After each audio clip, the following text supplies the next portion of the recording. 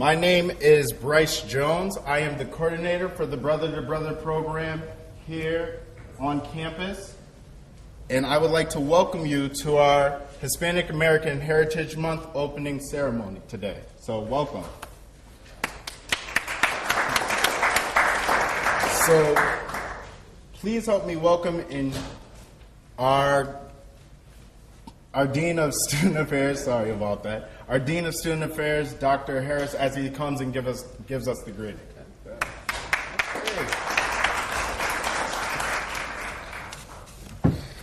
I don't know how you forgot my title and it's payday. All right, we've got some stuff going on here with the. Can you guys hear me? I think that's better. I'd like to welcome you all to the 2013 Hispanic Heritage opening ceremony and award ceremony today. On behalf of our president, Dr. Gina Glickman, who couldn't be here today, I extend you greetings on behalf of her office and her staff as well. Each year, MCC makes a commitment to recognizing the cultural heritage months of the members of our community and takes these opportunities to provide learning and cultural opportunities to celebrate our community's diversity, one of MCC's truest assets. Hispanic Heritage Month begins on September 15th and ends on October 15th. September 15th is the anniversary of independence for 5 Latin American countries: Costa Rica, El Salvador, Guatemala, Honduras, and Nicaragua, who all declared their independence in 1821. In addition, Mexico declared its independence on September 16th and Chile on September 18th.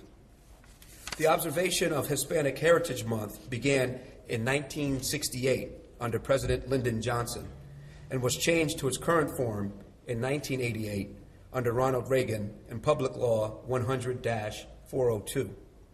The term Hispanic, as defined by the U.S. Census Bureau, refers to Spanish-speaking people in the United States of any race. A few statistics related to the U.S. Hispanic population. 53 million, the estimated Hispanic population of the United States as of July 1st, 2012, making people of Hispanic origin the nation's largest ethnic or race minority. Hispanics constituted 17% of the nation's total population. In addition, there are 3.7 million residents of Puerto Rico, a Caribbean U.S. territory. 128.8 million, the projected Hispanic population of the United States on July 1st, 2060. According to this projection, Hispanics will constitute 31% of the nation's population by that date. Second, ranking of the size of the U.S. Hispanic population worldwide as of 2010.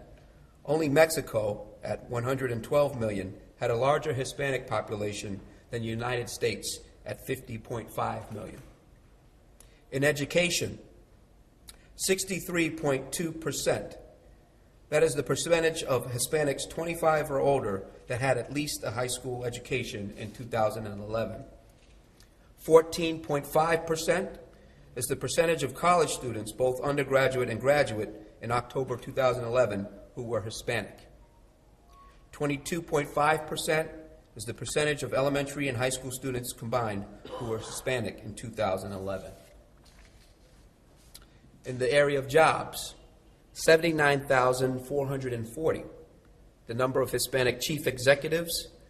In addition, there are 50,866 physicians and surgeons, 48,720 post-secondary teachers, 38,532 lawyers, 2,726 news analysts, reporters, and correspondents of Hispanic origin. Serving our country, 1.2 million, the number of Hispanic veterans of the U.S. Armed Forces. And finally, in voting, 8.4%, the number of voters in the 2012 presidential election who are of Hispanic origin. That number was 7% in 2010. MCC will be celebrating the contributions of our Hispanic community for the next 4 weeks. And I'd ask and invite all of you to attend a number of our programs, and we'll be sending out additional information throughout the month. With that, I'd like to introduce Tashima Odoms, one of our counselors here, who will introduce our guest speaker for the morning.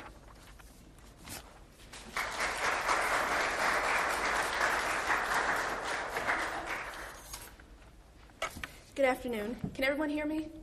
Yes? Okay. Today I have the pleasure of introducing our keynote speaker, Mrs. Maria Mojica. Mrs. Mojica earned both a bachelor's degree in psychology and a master's degree from the School of Epidemiology and Public Health at Yale University. She is an executive with extensive experience working with philanthropic and nonprofit organizations. Most recently, she was the Vice President for Programs at the Hartford Foundation for Public Giving. As a consultant to nonprofits, Mrs. Mojica has advised on strategic planning, research and evaluation, and program design and development. She was the Senior Program Officer for 12 years at the William Casper Graustein Memorial Fund in Hamden. During her tenure, she managed Discovery, a multi-year $15 million 49-town program serving young children and families. In addition, she also supervised the management of grants. Mrs. Mojica's experience also includes 5 years as the Executive Director for the Bridgeport Futures Initiative, another community-based collaborative focused on improving the conditions for children and families, as well as serving as the Director of Planning and Allocation for the United Way of Greater New Haven. Please help me welcome Mrs. Maria Mojica.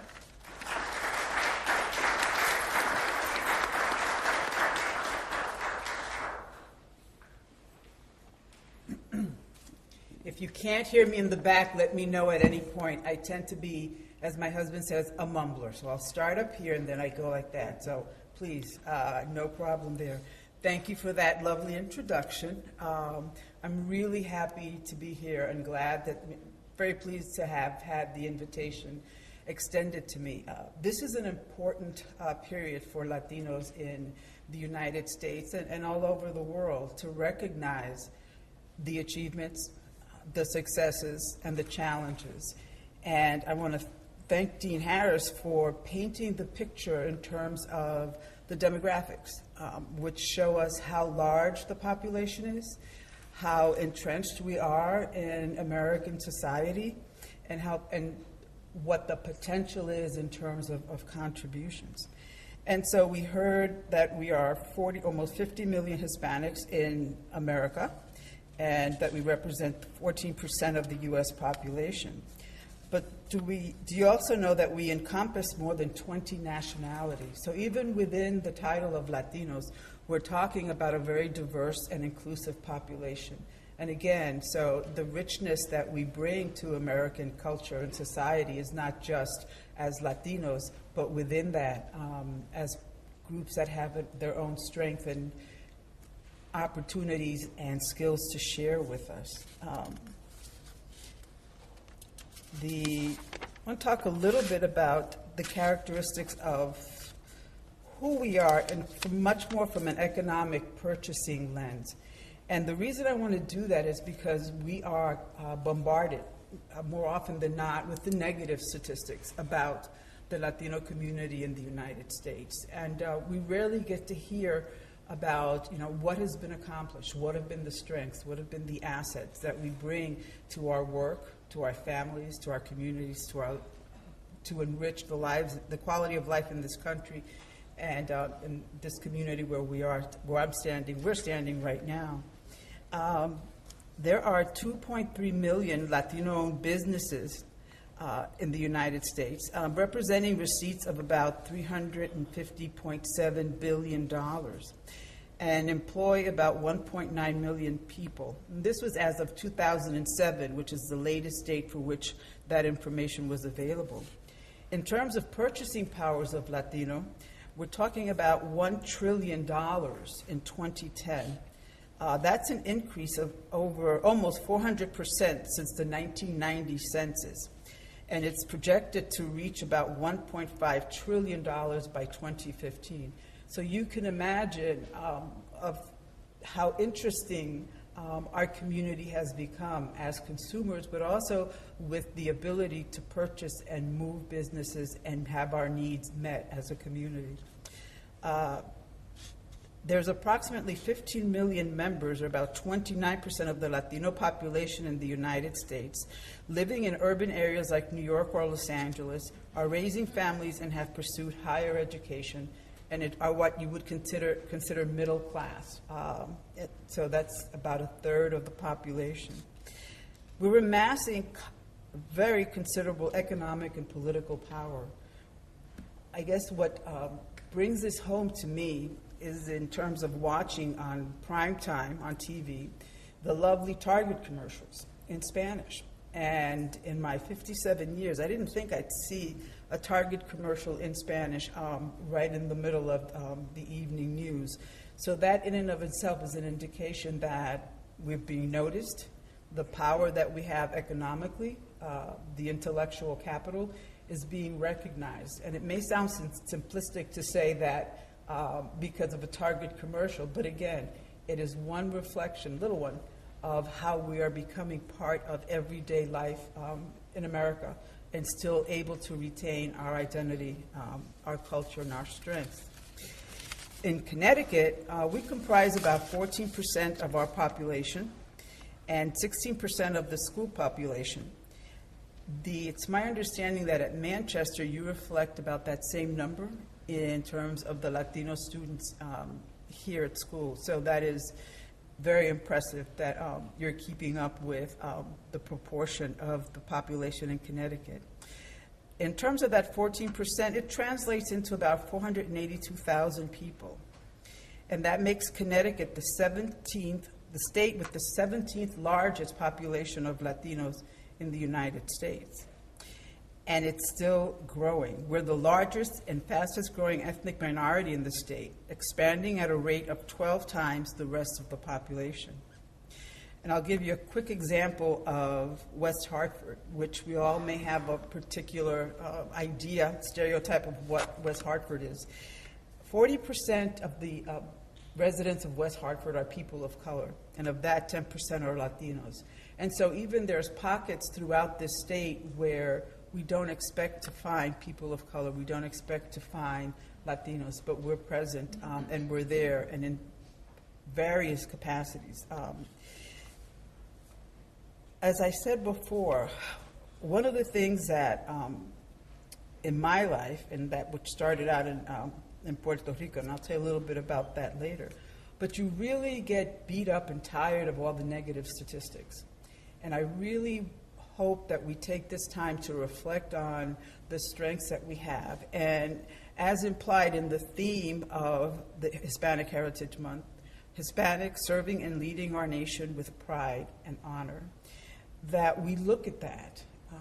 And again, see where is it that we've already excelled? Who are the people that we can look up to? Who are the people that are working to make sure that we continue to have the opportunities to make the kinds of contributions that we can and have made in American society? In Connecticut in 2013, Judge Carmen Espinosa became the first Latina Superior Court judge in Connecticut and the first Supreme Court justice in the nation of Puerto Rican descent.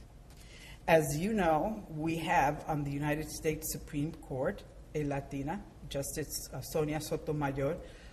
Honestly, I did not expect to see that in my lifetime, and I think it is just a sign of how we're doing, how we're progressing, and the contributions that we can and will and have been making and will continue to make.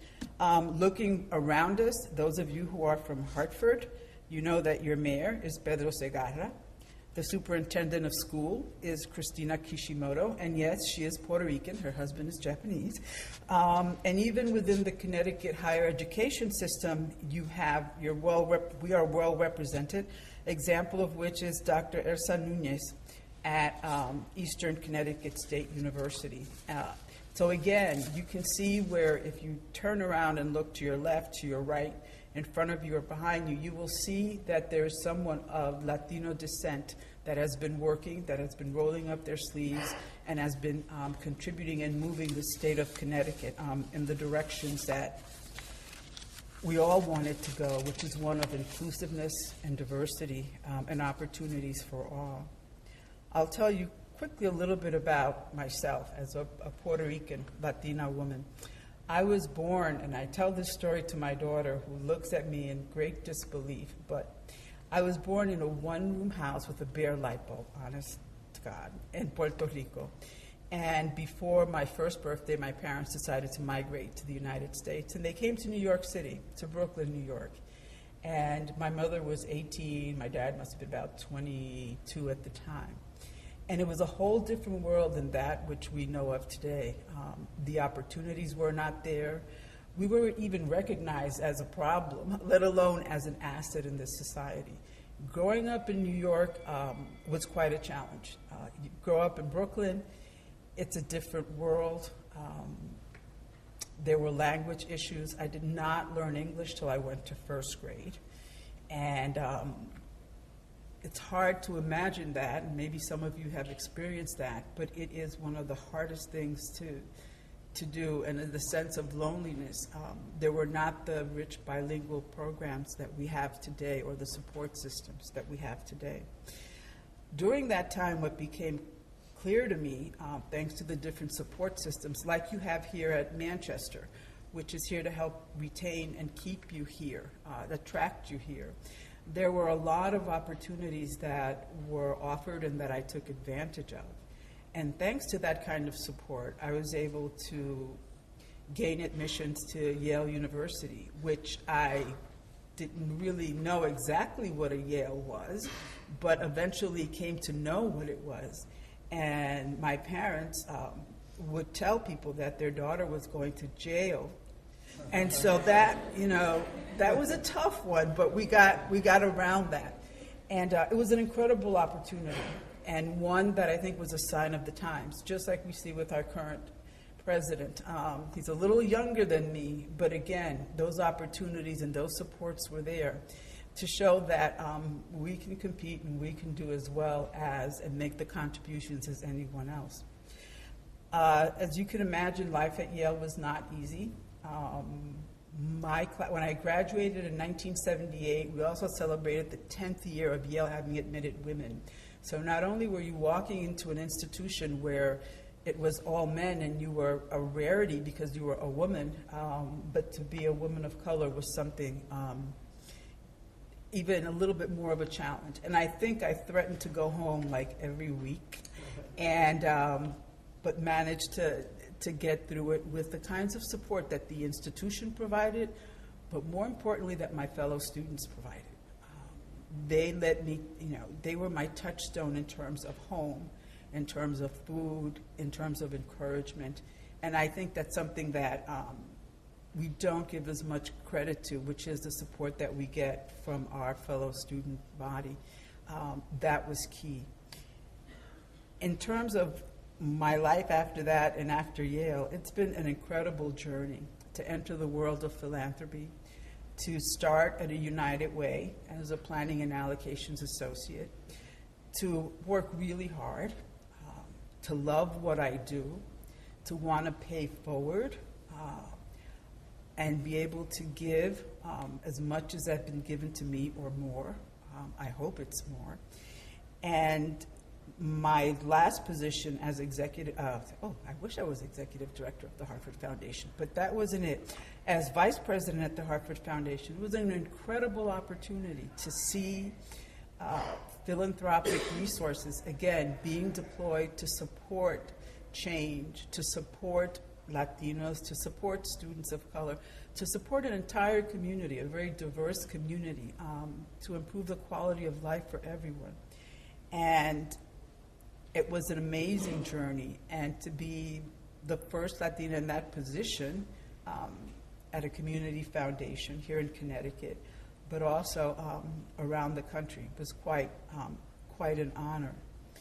And so I try as hard as I can to share what I know and understand about that experience and how rich it is and how important it is to pass it on.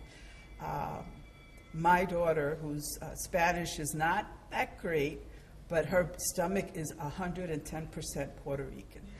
And so she would be right outside right now and could name everything out there for you. But the last story I want to leave you with is about another success story, different from the ones that I mentioned in terms of Connecticut and our political and civic leaders. And that's my husband. It's like, why does this woman want to talk about her husband? His name is Edgar Colon. Edgar is the chief of finance at the VA Medical Center in West Haven. And what he has that I think is fundamental and really underscores the value of the community college system in our lives as we try to make a difference, as we try to progress and better ourselves. He went to Vietnam, came back, went on to school, went on to Philadelphia Community College, and proud graduate, member of the alumni group. Took him 10 years to get his degree, and he cannot speak enough about the experience at the community college, the resources, the people, even at a time where that was not the norm, where it wasn't just everywhere.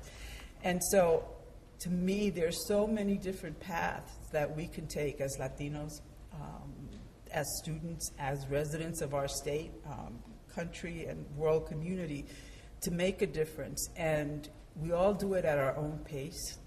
And we all have to go back and rely on our roots, our values as Latinos, because that's core to what we are.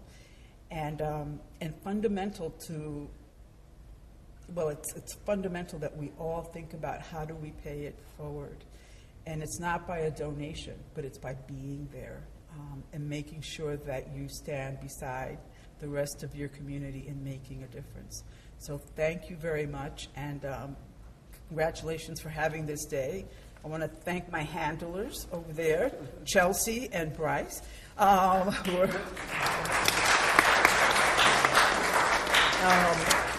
Thank you so much. It's an honor and a pleasure to share a little story with you and what I know about the state of Connecticut and Latinos. Thank you very much. Thank you. Don't leave yet. All right. Okay. And from time to time, we have a tradition at the college when somebody comes, gives of themselves, enlightens our lives, shares their story, that we like to claim you.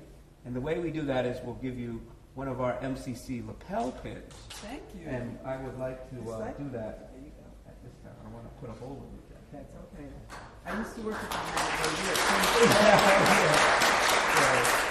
I definitely want to thank you for that story and sharing it and opening our honoring of the rich ancestry and cultural heritage of the Latino people. So I wanted to thank you. Thank you so much. All right. Thanks. All right. All right. Dame beso. Yeah, I like that. Yo me gusta. Gusto. All right. All right. So with that, the next part of our program is actually our awards presentations. And so what I'd like to do at this point is move right into that section of the program. Last year we started with a small committee, and what we wanted to do was recognize the contributions of Latino students, members of the community, and our educational leaders. And so what we've done is that we've put together this award presentation. We have a small committee that will receive nominations, and then the selection committee will select people for this year's awards. And so with that, I'd like to go into the awards presentation. Our first award recipient could not be here, unfortunately, and I'll share with you in a moment why. And that is our student leadership recipient. Our 2013 Hispanic Heritage Month student leadership recipient is Marvin Izari. And let me actually have a photo of Marvin here, who is our recipient. Give him a hand, even though he's not here. Marvin was born and raised in Hartford, Connecticut, and was a 2003 graduate of Buckley High School. Like many young people, he wasn't sure what he wanted to do with his life, and he dabbled in retail, and later went to school at Porter and Chester to pursue a degree in HVAC. He realized that that wasn't what he wanted to do with his entire life, so he enlisted in the U.S. Navy. He served in the Navy from 2006 through 2012 for a 6-year period. He wanted to see the world, and he also utilized it as a way to pay for college. He still serves as a reservist today and intends to complete his service commitment later this spring. Like many of our students, Marvin has a family and works full-time. That's why he's not here today. And in addition to all this, is going to school full-time. He's currently enrolled and taking 16 credits this semester. He currently has a 3.38 GPA and plans to transfer to UConn or Central to major in electrical or mechanical engineering. I have no doubt that he'll achieve this goal and become a phenomenal engineer. So once again, please join me in giving a round of applause to Marvin Azari. And he was nominated by Tashima, who works with our vets, and she's one of the counselors, and she was impressed by his story and moved him forward. Our next recipient is for our community award, and this year's award recipient is Ram Aberasturia. Let's have a hand for Ram.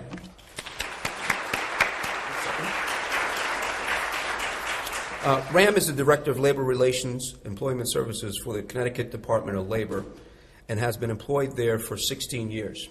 He began state service after graduating from the University of Connecticut with a dual baccalaureate degree in political science and Spanish. His first post was as a caucus assistant for the Speaker of the House, followed by a position of legislative aide for the House representative members. He was later appointed as clerk of the Banks Committee for the Connecticut General Assembly. After his General Assembly work, Ram accepted a Connecticut career trainee position at the Department of Labor.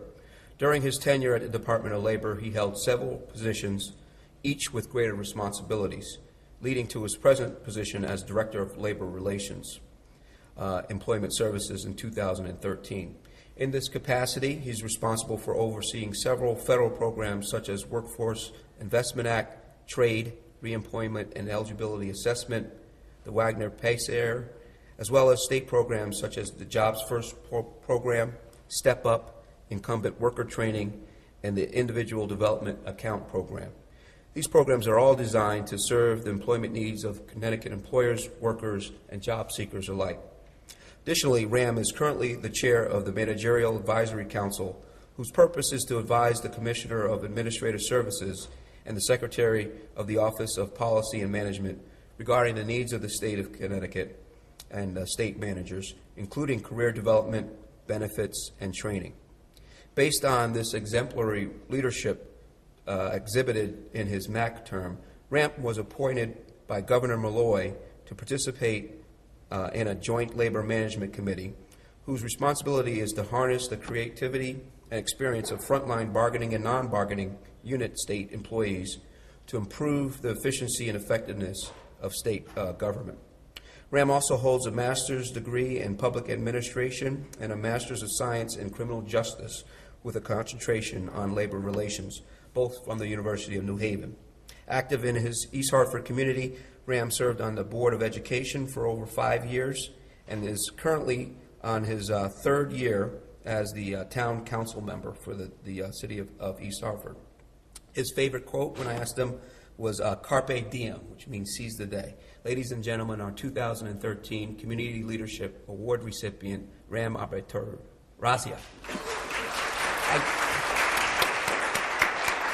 Aberasturia.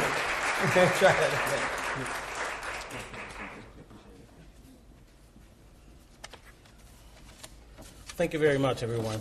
I'd like to first begin by thanking the committee, Dr. Harris, Ms. Reyes-Dawes, Ms. Morante, Mr. Jones, and Ms. Odoms. Now, one thing you'd probably learn about Latinos, they love to tell stories. So I'm going to be telling you a few stories, just so you get to know a little bit about me. I was born in Cuba in 1973, and I remember this like it was yesterday. It was 1980. It was late April. It was about 12:15 in the morning, and I was watching an American film, ironically enough, with my mother. And a military friend of my father's knocked on the door, and he asked, do you want to leave Cuba? And obviously my father said yes. It was a very scary time because people were looking to hurt Cubans that were leaving. So in the cover of darkness, we ultimately went to a detention center where we were processed. We were there for about 3 days. Actually, the conditions were very deplorable, but we were able to get there and to the U.S. And if you really want to get a real picture of how that was, if you see the beginning of Scarface, when you see all those Cubans coming over, that really gives you a picture of what the experience was coming over to Cuba.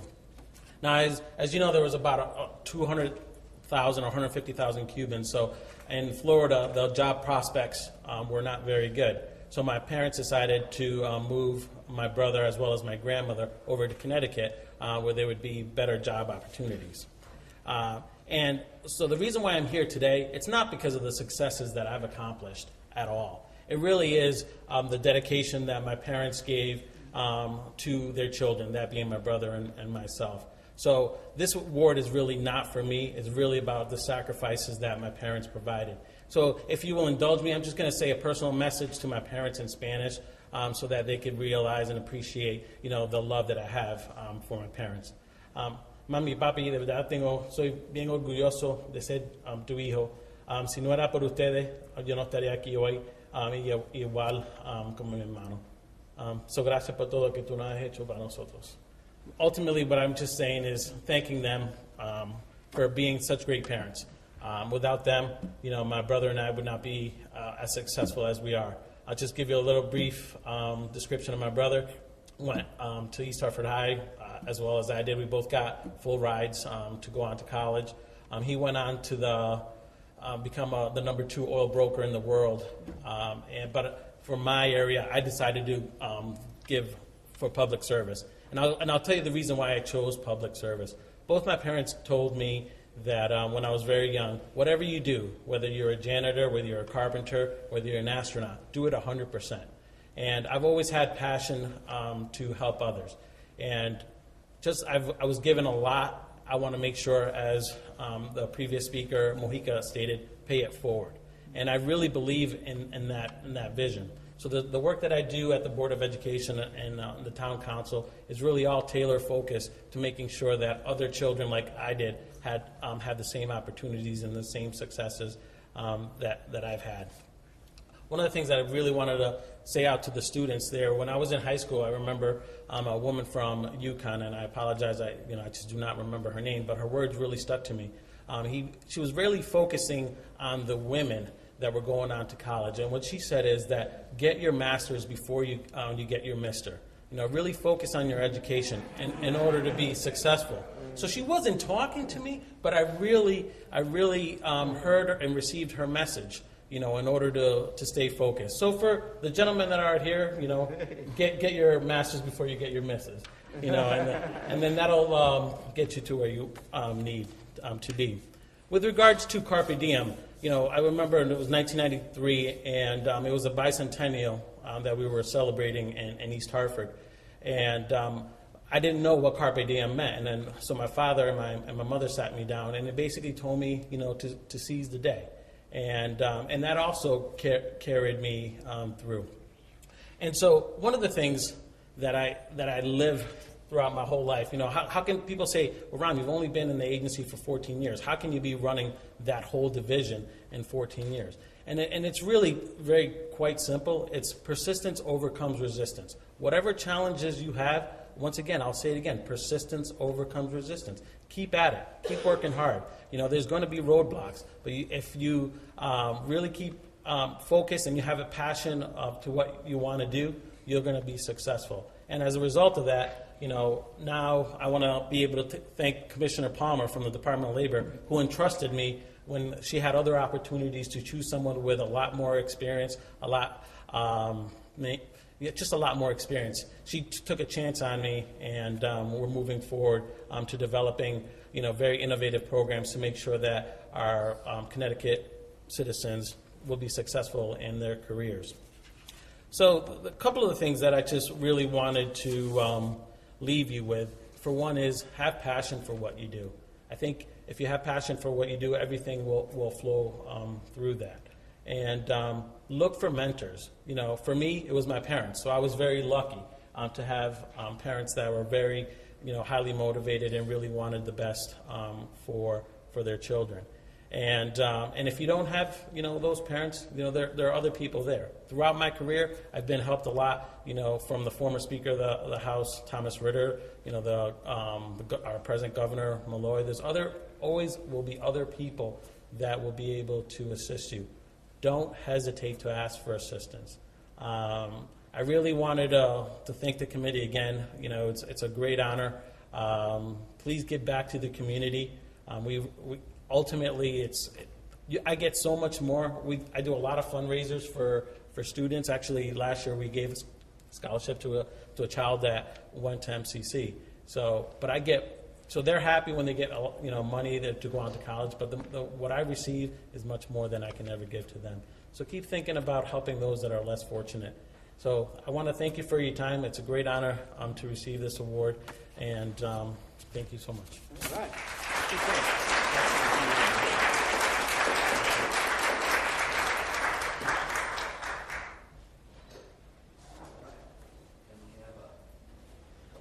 Here for you.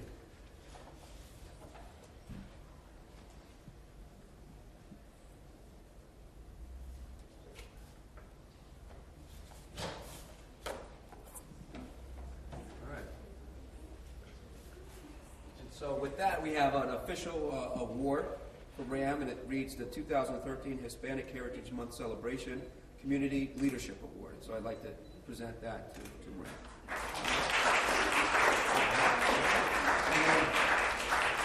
We also have an official citation from our Connecticut General Assembly and from our Manchester's Community College's legislative delegation. And those representatives are Senator Steve Cassano, Representative Jeff Luxembourg, Representative Mike D'Amico, Representative Jason Rojas, and Representative Timothy Larson. Be it hereby known to all that the Connecticut General Assembly hereby offers its sincerest congratulations to RAM in recognition of winning the Community Leadership Award. The entire membership extends its very best wishes on this memorable occasion and expresses the hope for continued success given this 19th day of September 2013 at the state capitol, Hartford, Connecticut. And that's by the President Pro Tempore, the Speaker of the House, and Secretary of the State. So I'd like to present that as well. All right. Another photo opportunity.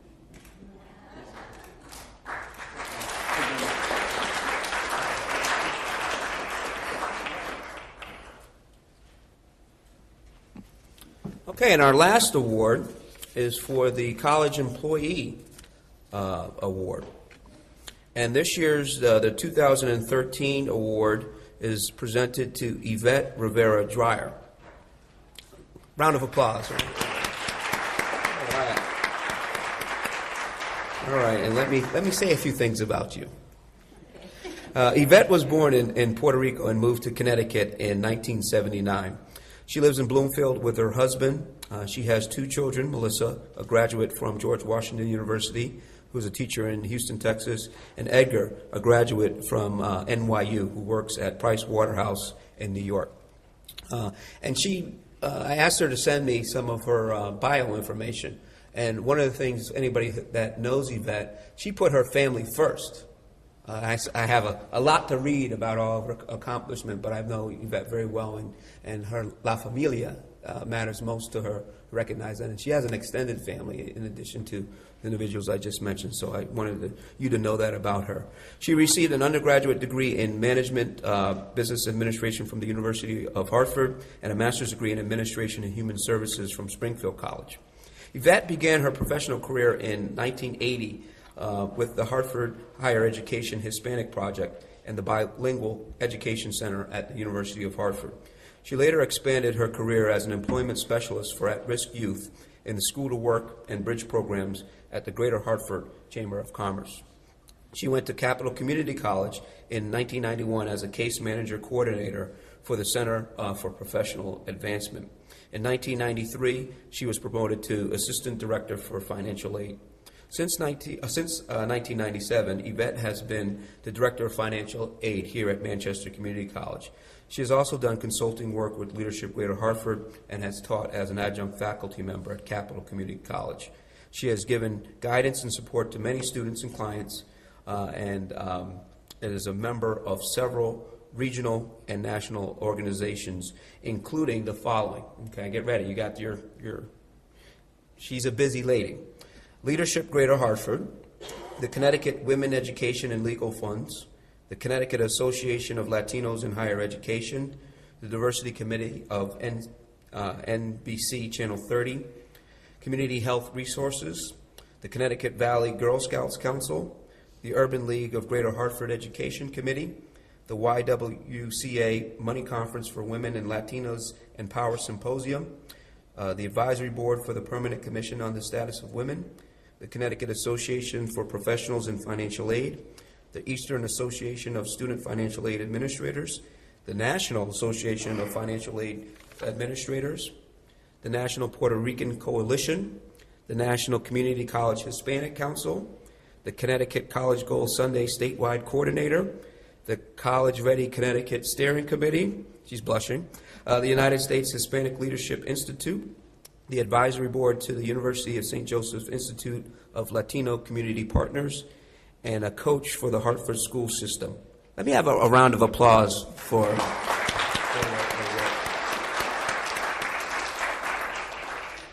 Yvette regularly serves as a speaker, facilitator, coach, and presenter in many conferences and symposiums related to education, financial aid, diversity, money management, and business development.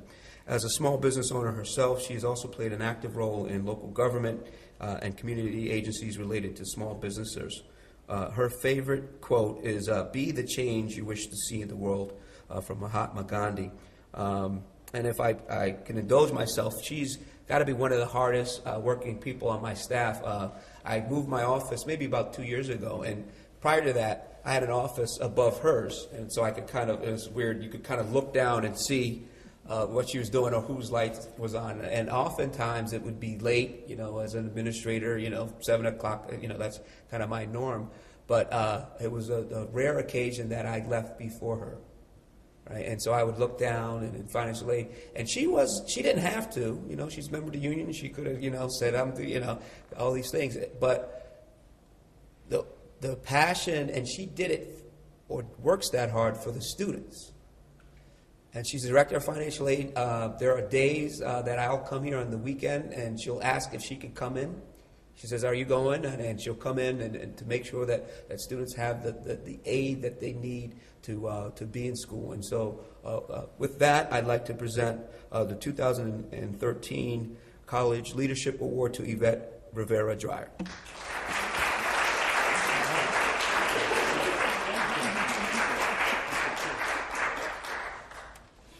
Good afternoon, buenas tardes.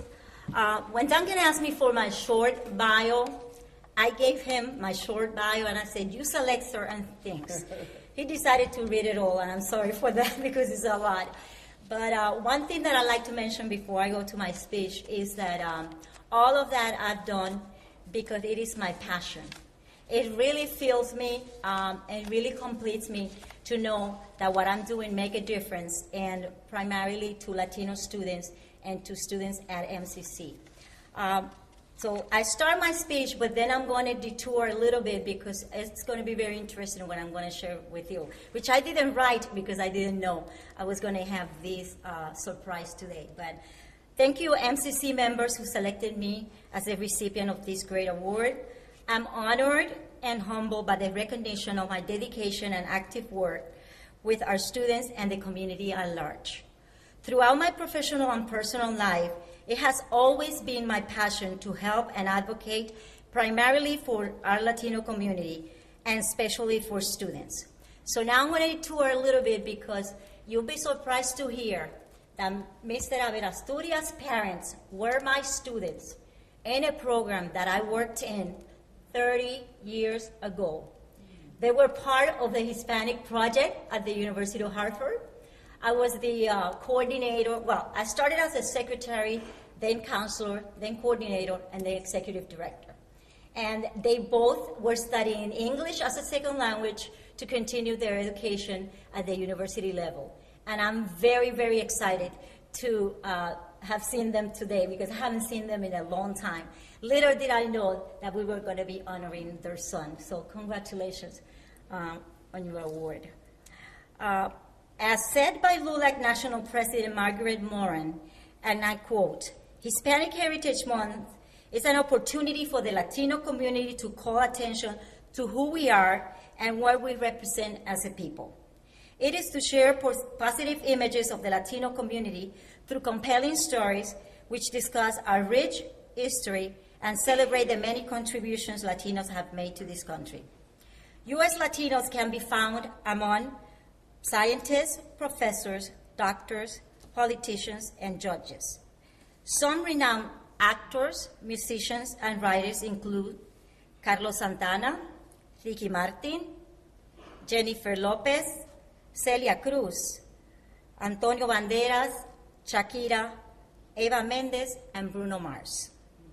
I'd like to add a couple of facts to what already have been introduced, and that is 7 out of 10 Latinos are currently U.S. citizens, either by birth or by naturalization. The majority of U.S. Latinos were born in the continental USA, and their first language is English.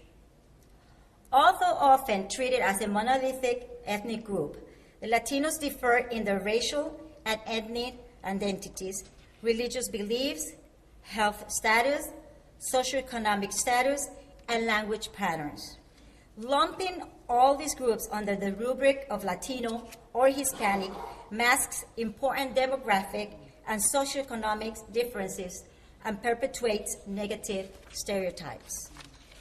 As the New Futuro organization posted on their website, we should reflect and celebrate our culture not only this month, but all throughout the year. They encourage us to reflect on how to lower persistently high dropout rates, on how to increase the number of Latino college and university presidents, which now are under 4%, on the fact that Latino males lag behind Latinas in college admissions and completion, and on how to redress the calamity of poor schools with poor teachers and poor facilities. Let's celebrate that the 2012 Grand Marshal of the National Puerto Rican Day Parade was Felix Matos Rodriguez, president of Ostos Community College in New York. Ostos, where Latinos account for about 60% of the student enrollment, has boosted its retention, graduation, and transfer rates to 4-year institutions, as well as its overall educational achievement level. Those accomplishments are worth celebrating and replicating. Let's reflect on how to create a college-bound culture in Latino families, how to help hardworking parents instill the idea that tests are not barriers, but a useful conduit to the children's success, how tests show what students can do and not merely what they cannot do, and how to encourage parents to turn off the TV and read more to their children. Let's celebrate of our role models for tomorrow, Latino educators, scientists, astronauts, academicians, entrepreneurs, alongside the Latino celebrities and athletes. After all, both the famous and the not so famous play important roles in inspiring our youth. And lastly, let's act. While it is of vital concern for Hispanics and other Americans to reflect and celebrate during the Hispanic Heritage Month, it's even more important for us to act to improve the educational attainment of the nation's fastest growing population. Latinos, after all, are destined to contribute immeasurably to our nation's greater productivity and sustain global competitiveness. If we fail these young people, we will ultimately fail our nation. Should we reflect? Yes. Should we celebrate? Yes. Should we act? Yes, yes, and yes. Thank you very much again for this honor, and have a good afternoon.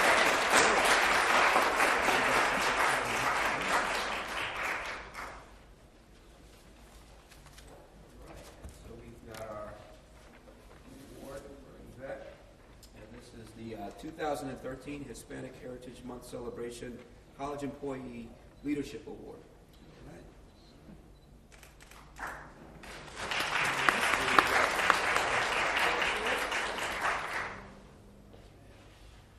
And I'll present Yvette with her citation as well. So take another picture with her. All right. Thank you so very much. Thank you. All right. So. And that, one more round of applause for our 2013 award recipients. And we're going to close the program, but I will ask the recipients if you could take some photos up front, and then we'll get you guys fed and on the road. But if you could join us too, also. Well, on behalf of Cultural Programs, we would like to thank everyone for coming. We would like to thank our keynote speaker, Ms. Mojica, our Dean of Student Affairs, Dr. Harris, and all the award recipients, as well as our student volunteers. So thank you for coming.